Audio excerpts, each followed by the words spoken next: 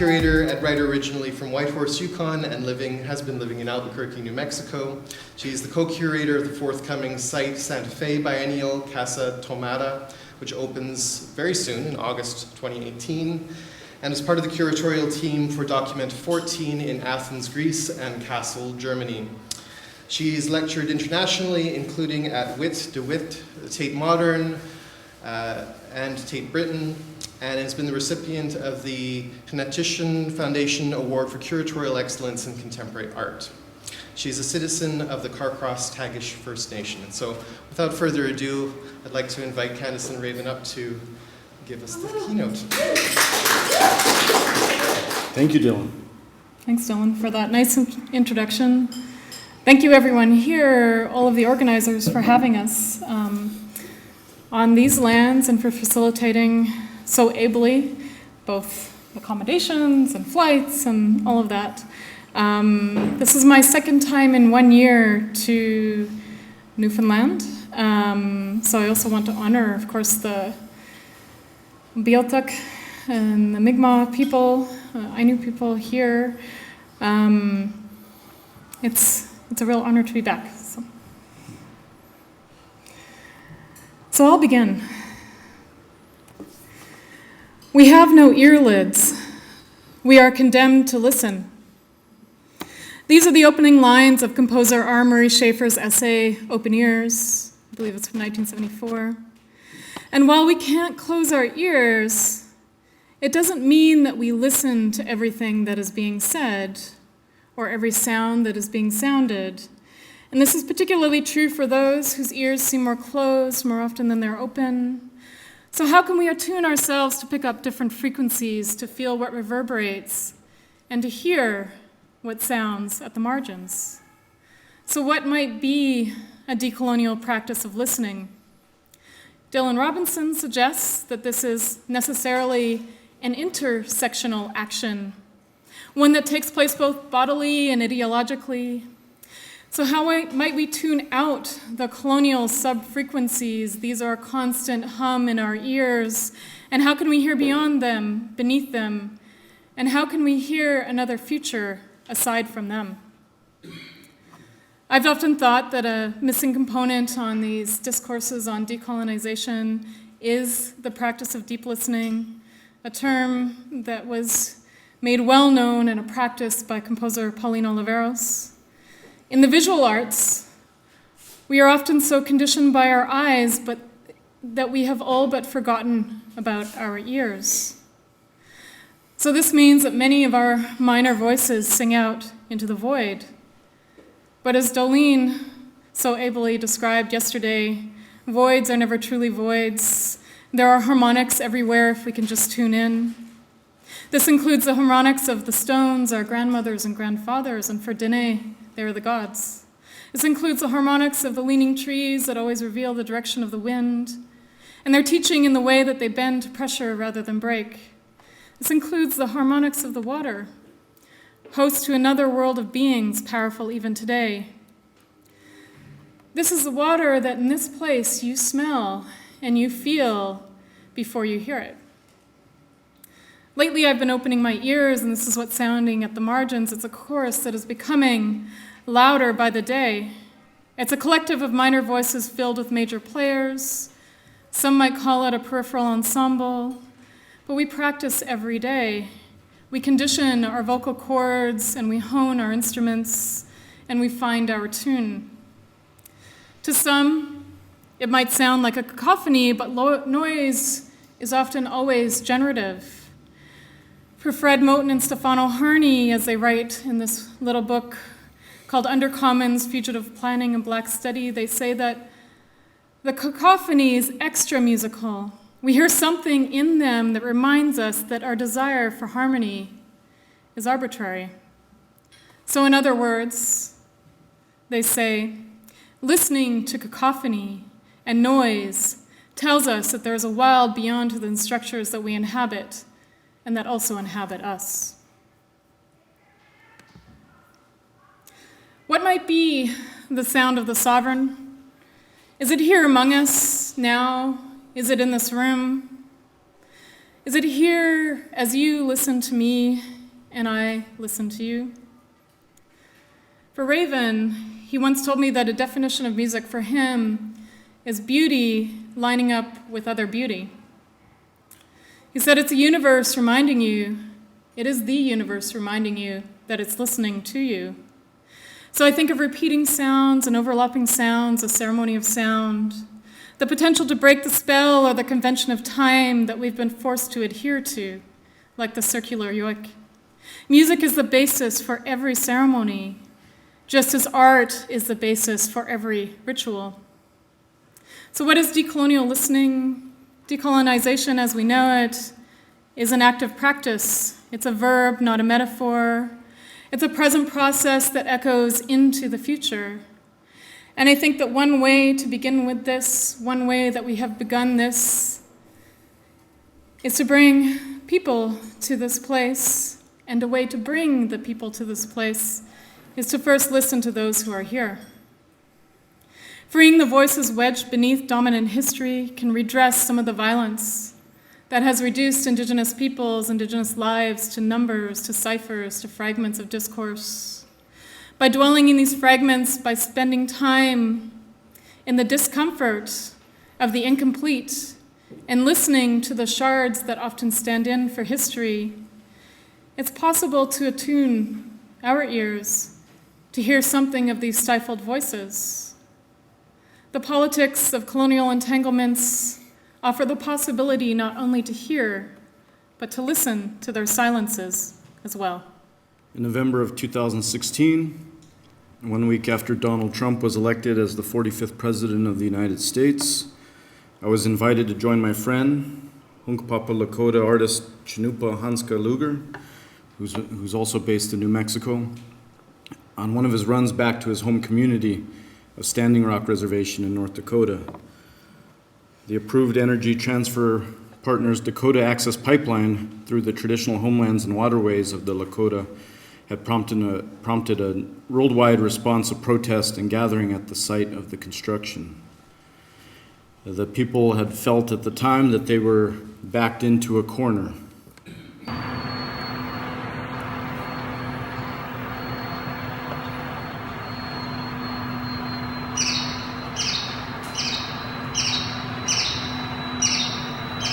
I felt it was important to go to Standing Rock for a few reasons. First, there were many people from my own community, as well as friends and relatives from other Native nations heading to the camp. As of September 2016, the protest had become the single largest gathering of Native peoples in more than 100 years, since the Battle of Little Bighorn in 1876. So it was important for me to learn about the encroaching of this pipeline and to offer my friend help on his journey back to his reservation.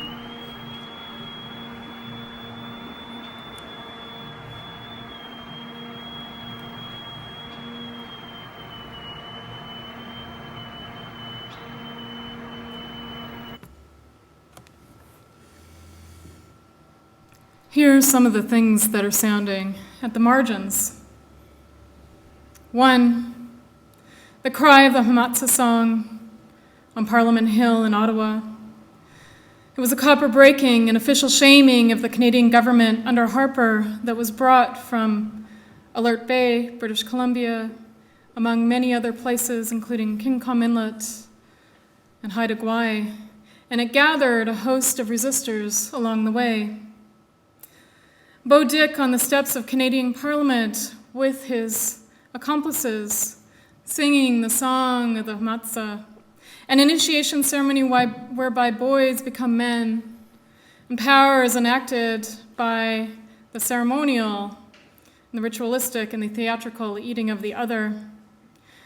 Here is the cutting of the copper on the steps of Parliament to shame government for its injustices, but to also bring about a new relationship, a new understanding.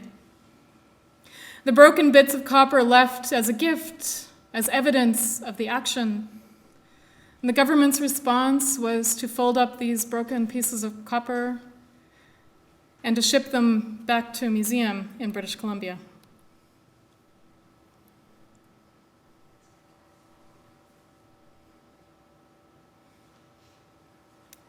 How does ceremony create rupture?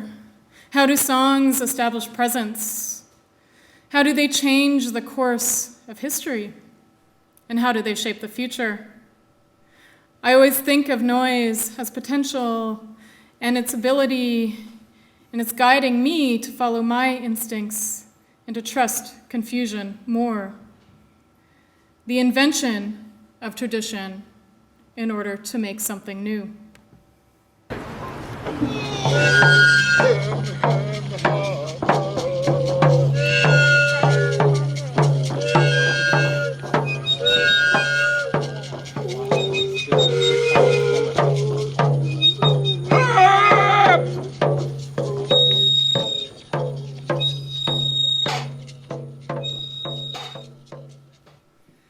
I also think of the I Don't Know More round dances that originated at a time of great disconnect, of discontent, and out of the need to be heard. We came together in what some might have felt as a homelessness. We came together to learn more from improvisation, which was at the heart of I Don't Know More, as well as the idea that we could share in a common form in the round dance, something that almost everyone knew and almost everyone could take part in, where almost all songs were welcome and all rhythms accepted. An important part of decolonization is refusal. We refuse to be the broken part. As Leanne Simpson writes in her poem entitled Leaks, she says, "For every one of your questions, there is a story hidden in the skin of the forest. Use them as flint, fodder, love songs, medicine. You are from a place of unflinching power, the holder of our stories, the one who speaks up the chance for spoken words, up words drowned in ambush. You are not a vessel for white settler shame, even if I am the housing that failed you."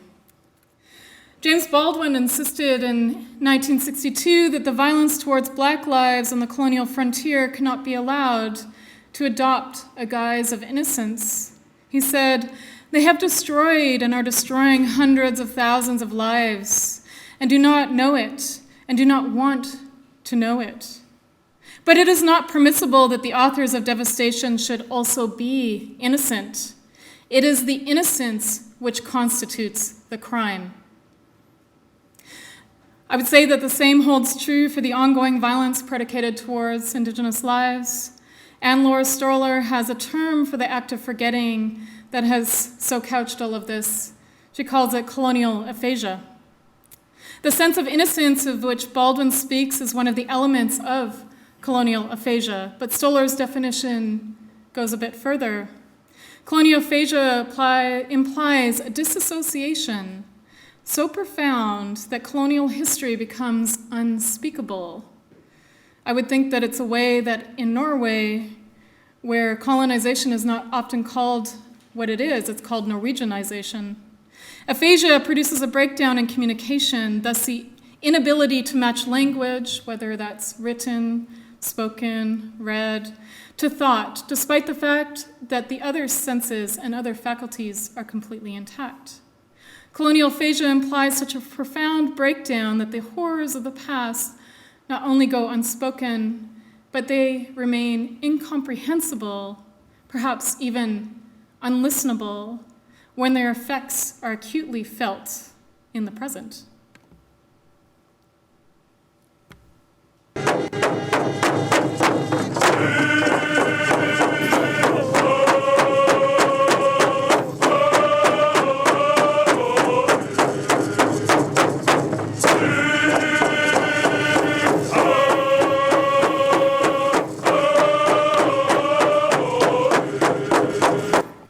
The other reason I went to Standing Rock, other than to help my friend, was that my collective Post-Commodity had been working on a new artwork utilizing long-range acoustic devices, LRADs for short.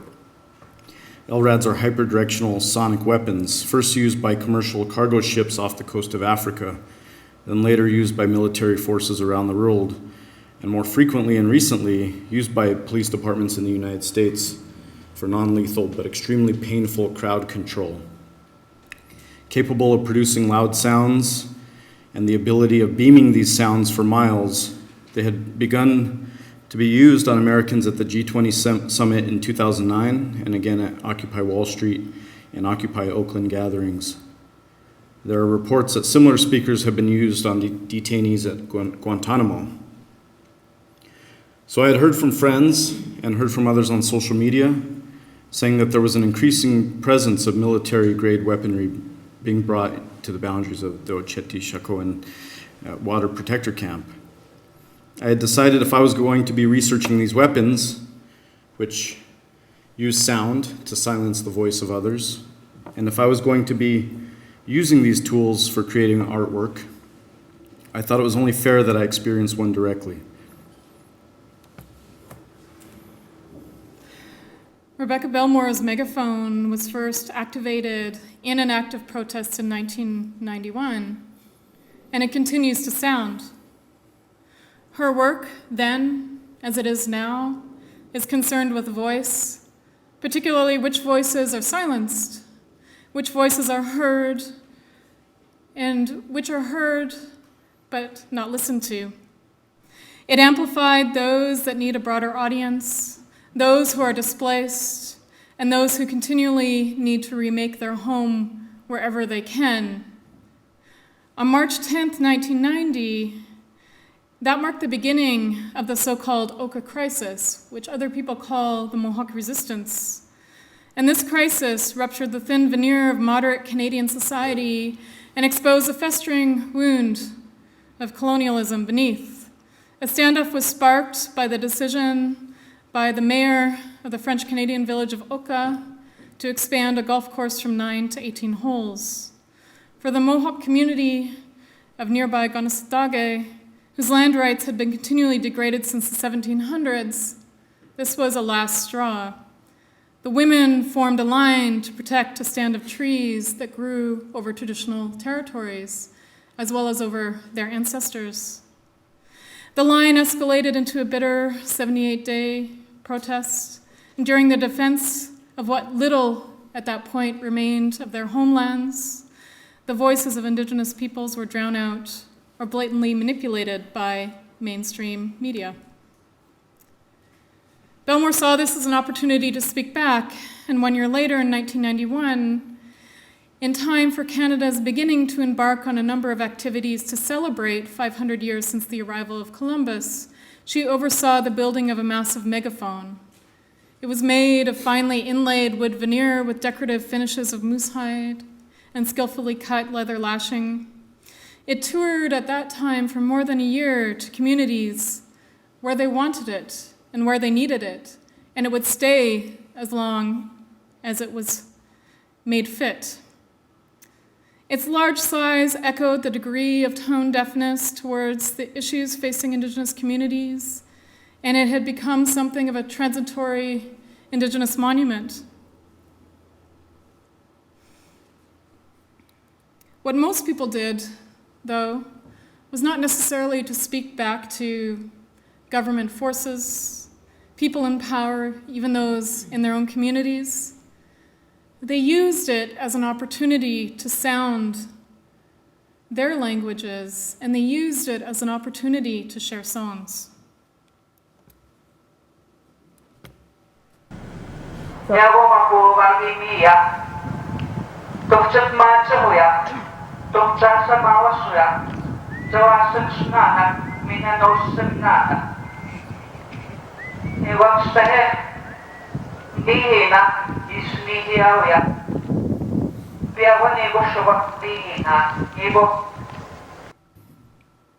Drum Grid, which I wrote in 2010, and I showed a clip of it this morning of a more recent performance. A composition for numerous drummers, each positioned on a street corner. Beginning with a single drum hit from one player, subsequent drummers imitate the sound of the previous drummer down the block, with the gesture evolving as it travels around the neighborhood. Over time, the performers misinterpret their cues and source material, therefore adding new gestures to the original musical action, as nearby buildings and houses create more false echoes and polyphony.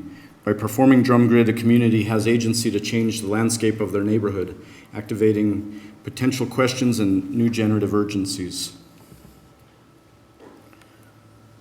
And third, as I had heard about the existence of the LRADs and multiple other stories about what was happening to Native people at the encampment, and all of this emanating from social media, Facebook and Instagram, I felt it was very necessary for myself to go and decipher this noise and cascading feedback loop, domino effect of information and misinformation aimed at those who wanted to learn more.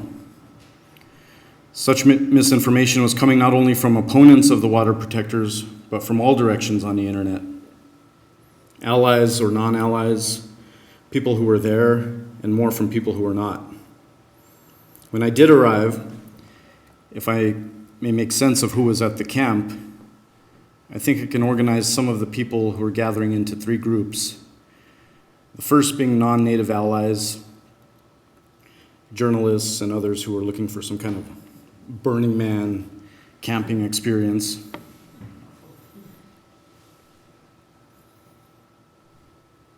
Report, which I wrote in 2001.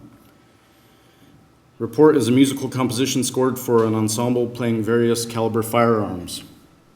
The sonic potential of revolvers, handguns, rifles, and shotguns are utilized in a tuned cacophony of percussive blasts interspersed with voids of timed silence.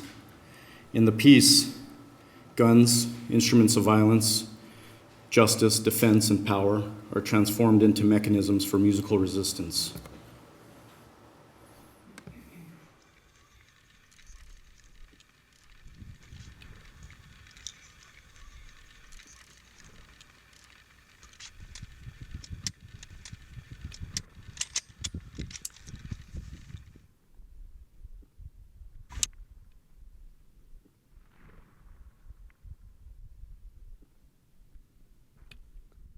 One, two, three, four.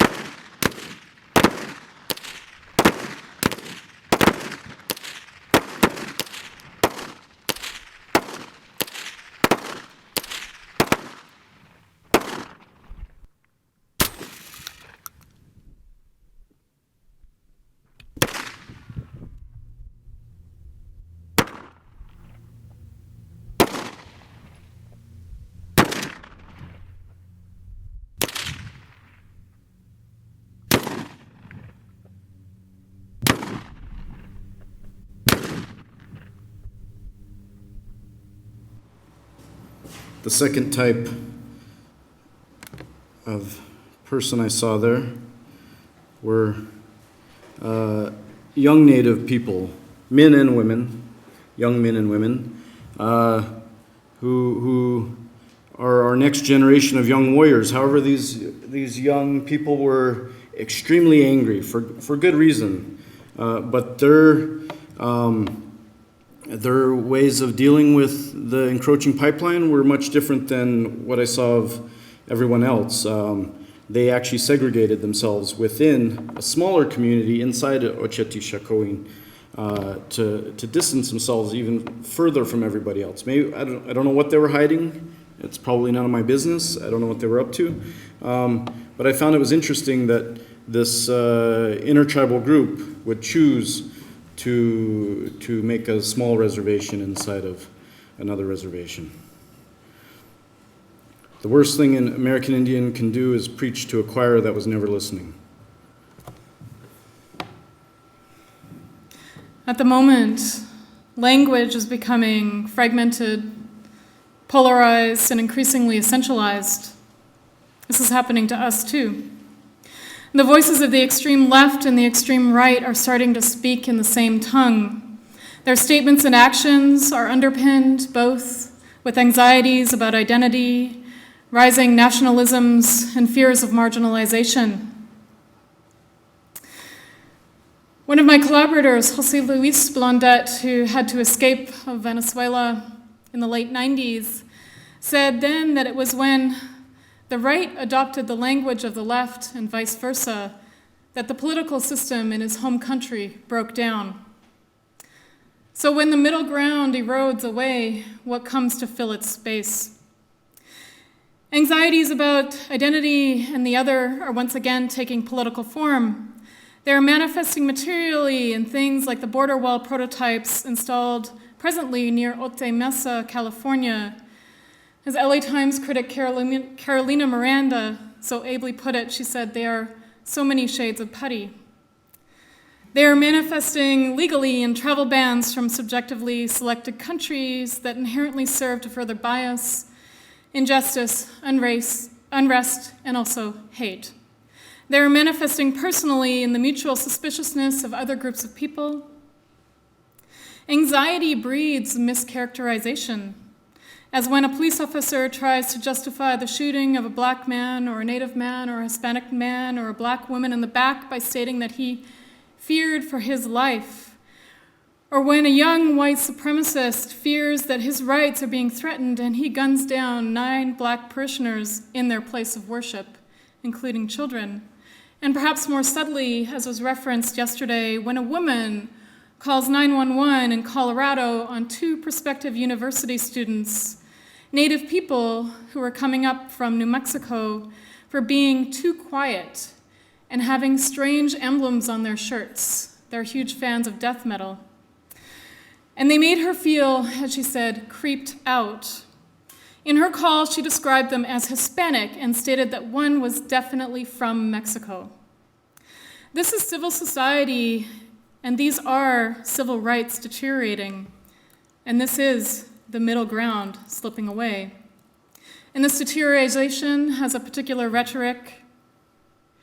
So we began to listen, and I began to listen to more carefully to the words used to describe and distinguish the authentic from the inauthentic, the locals from the outsiders, those used to describe both official and unofficial histories concerning who belongs and who does not.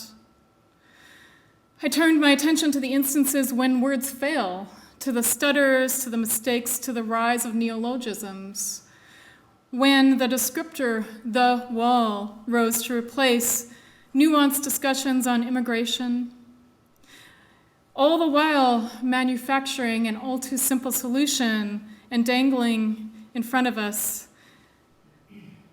this all too simple solution while manufacturing hate. So these walls, these prototypes become hardened manifestations of the divide between us and them.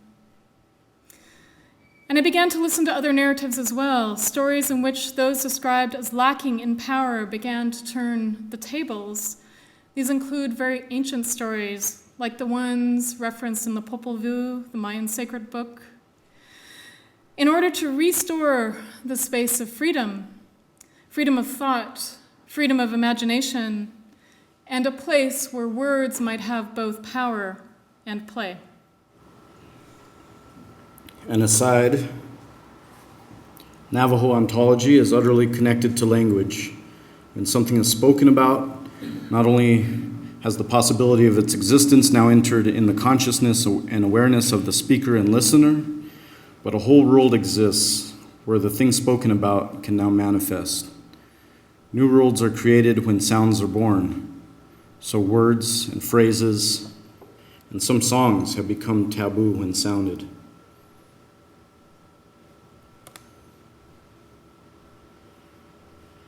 Silent and prayerful, guys. I'll power and I'll fire. Gotta be quiet enough for them. Of course, I have to travel with a field recording device wherever I go, so I was making recordings. That was a drone flying around. You'd think it was a drone from the police side, but now natives have drones to spy back on people. The third kind of people that I encountered, and I'd like to think of myself in this category, were Native people gathering at Ocheti Chacon for various reasons.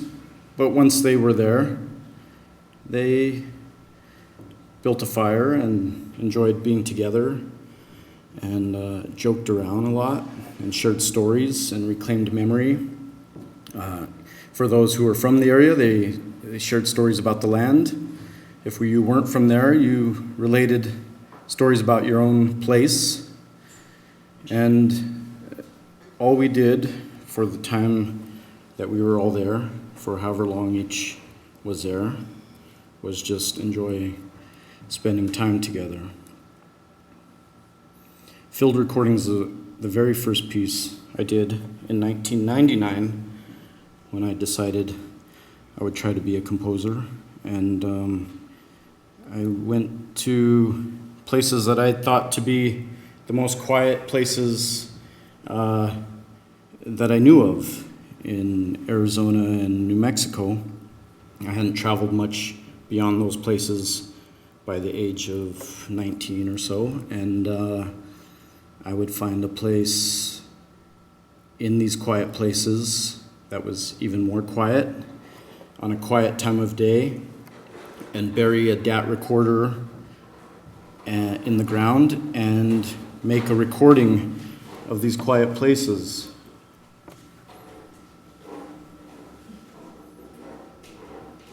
I would then go back into my studio and turn them up to their maximum.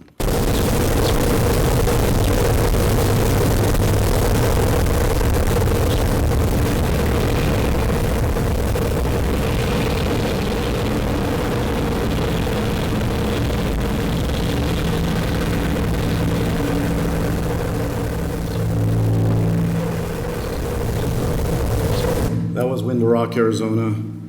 This is the Sandia Mountains, at which our home in Albuquerque, New Mexico is at the base of. You might recognize this if you watch Breaking Bad.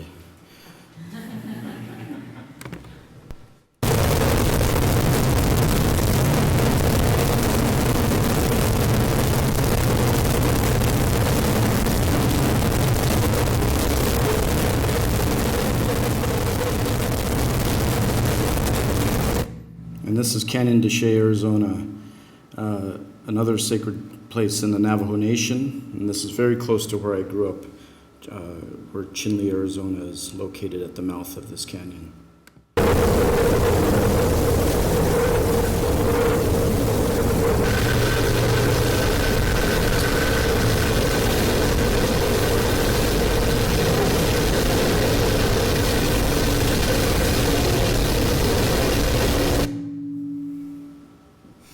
Words are also a reminder that it's time to reclaim something of the wildness that so threatened the newcomers, to uncivilize in order to unleash the potential in other systems, in Indigenous social contracts, in Native understandings of reciprocity, of healing. This impetus isn't just about reclaiming land, reclaiming language, reclaiming culture, although these are certainly parts of it. It's also about augmenting all of the things that newcomers found so threatening in us. A reclamation that is admittedly rife with colonial entanglements. And while it might not be possible to unsnarl every knot that now binds us, it's possible to separate off a few threads in order to begin to make, to create, to weave new narratives from Indigenous experiences of empire and also early capitalism. Such an act is perhaps both necessarily a decolonial and a de-imperial one. As a young scholar named Chris Green once told me, before decolonialism can be put into practice, de-imperialism needs already to have begun. The recent work by Post Commodity, The Ears Between Worlds Are Always Speaking, is a long-form, two-channel, hyperdirectional, four-act opera projected upon the ancient ruins of Aristotle's Lyceum. Broadcasting for 100 days during last year's Documenta 14 exhibition, which took place in both Kassel, Germany and Athens, Greece. The Ears Between Worlds was an all-day opera consisting of 22 songs. The libretto gathered from the narratives of refugees from Syria and Afghanistan who have arrived in Greece. Also stories from migrants who have traversed the desert of the US-Mexico borderlands. And also stories from the Navajo Long Walk and the Cherokee Trail of Tears. Both of these instances where the US government was trying to remove Indigenous people from their homelands and kill them in the process. Sound is now weaponized. During the Second World War, fighter jets flew low to simulate the dropping of bombs, keeping citizens in London on edge. In Guantanamo Bay, metal music was blasted at intolerable levels in the belief that, over time, this sonic barrage would psychologically break the interned. I think they also use pop music. And now, non-lethal weapons that rely purely on hyperdirectional sound are commonplace. So post-commodity recognizes that while sound has the potential to harm, does it also have the potential to heal? In this installation, motion takes on a pedagogical dimension. What can we learn by listening to narratives of self-determination as well as narratives of forced migration? Can what you hear change what you see? Two LRADs were mounted on the rooftops of the Hellenic Armed Forces Officers Club and the Athens Conservatory of Music, two buildings that surround Aristotle's Lyceum, the site of the School of Peripatetic Learning. At the installation, audiences experience a shifting call and response hyperdirectionality of sound when walking around the ruins of the school. Post-commodity's feeling is that as today we are witnessing the greatest mass migration in the history of mankind, that we are in the potential presence of 60 million scholars seeking refuge. And here's a song from the opera. This is some narratives from the Trail of Tears, which were then translated into Greek and sung by a beautiful Greek musician.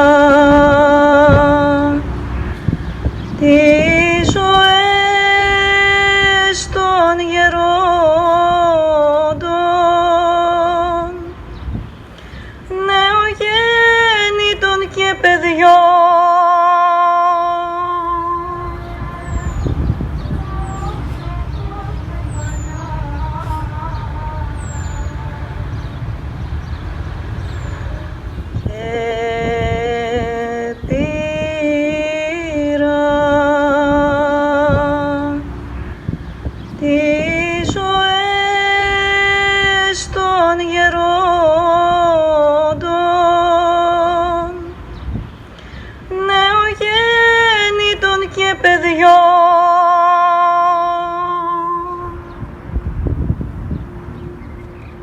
रास में ओलारिया क्या के पोतामिया स्थितिया.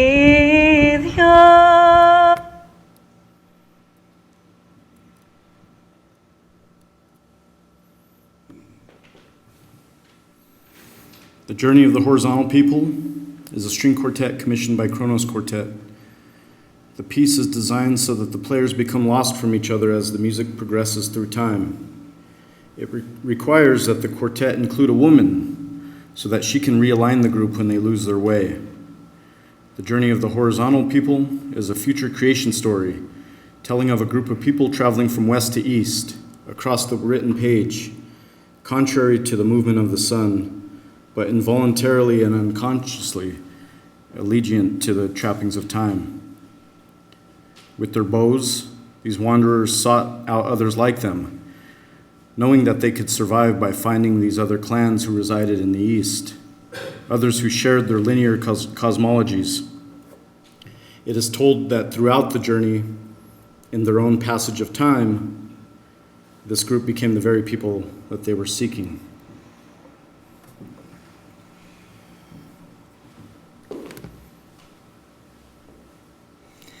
This account of the sounds of Standing Rock was relayed to me by Raven when he spent almost 2 weeks there, and during that time he recorded much of what he heard, including the women's silent protest on the bridge. So what about the times when words fail? What about the times when silence takes over? During the No Diepel protests, water protectors staged a powerful action, with the eldest women leading. More than 1,000 of them walked to the bridge over what is now called the Missouri River to occupy the only middle ground between themselves and the police and the private security firms called in to protect the interests of the corporations involved. And when they reached the center of the bridge, they stood together in absolute silence. As John Cage's composition, 4 minutes and 33 seconds, revealed so long ago, as we all know, silence is never truly silence. Soon it was that other sounds were amplified for those who had gathered, and these are the sounds of terror and the sounds of surveillance. Soon everyone heard the constant hum of drones overhead recording their every move, the buzz of private security firms' handheld radios, and the metallic clicks of police as they readied their firearms and prepared canisters of tear gas. The authorities were prepared for the usual forms of protest, but not for this one. In the absence of words, these women became another kind of critic. Their silence a powerful affront to corporate abuse of power and the inability to think beyond the insatiable need for resources. In fact, it was their decision not to raise their voices, but to rely on their irreducible presence instead, that became a destabilizing force. So does art, does sound, and I think it does, have this transfiguring capacity that allows us to hear in moments of silence and to open our ears rather than to close them.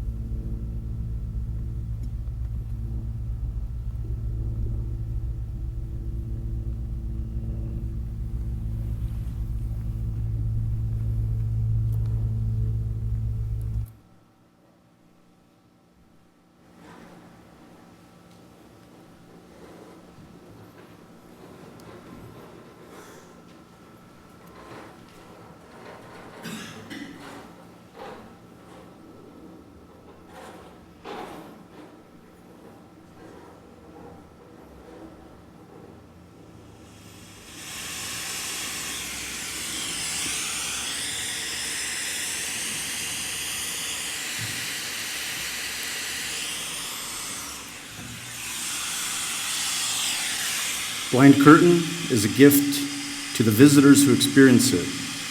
The installation by Post Commodity acts as a threshold for audiences to cleanse themselves of the outside world and prepare their hearts, minds, and body. It is a physical and conceptual threshold for demarcating outside and inside, and acknowledging and reifying the spaces and artworks as well as the spaces and contexts between. It is aware of itself as a node of power, a determiner of space, a border.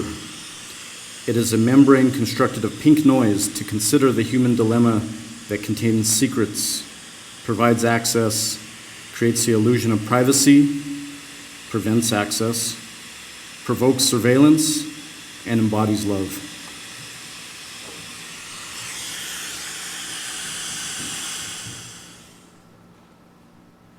Thank you.